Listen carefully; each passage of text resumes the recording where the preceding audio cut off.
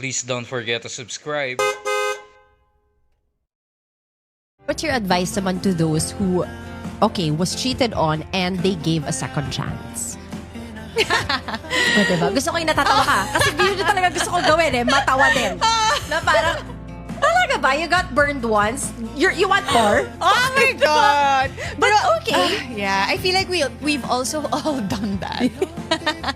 We've also all done that na parang, sige, kaya pa, baka it'll work this time. He said Yeah. sorry. He's so apologetic. He seems so sincere. So, dun sa third chance, dun ka na mag-isip-isip. I mean, Until he's not. Oo. Alam mo kasi, Danny, natutunan ko din na, sometimes if you're in a bad relationship, kailangan pagdaanan mo yung trinay mo lahat Yeah.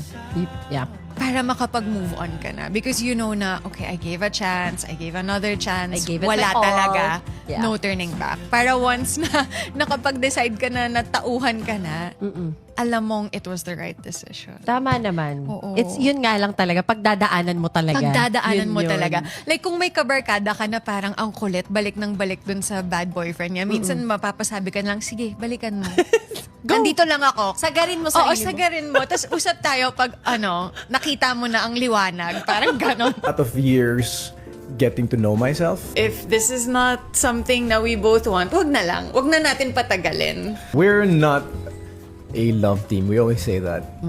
We're a team. After a project, parang kahit a short break, I think is always essential. I found someone who likes to play at the same playground. I think we met each other at a good time. Yeah. I think loyalty means so much kasi when you know that you have someone on your side, when you know you have someone who supports you and is loyal to you and loving and always there for you, then mas kampante ka din to take risks and go for your dreams and be brave. I guess I learned that if someone is not loyal to you, parang you shouldn't see it as a marker of your worth. Take it as a sign na rin that that's not the right person for you and that you should learn when to Please don't forget to subscribe.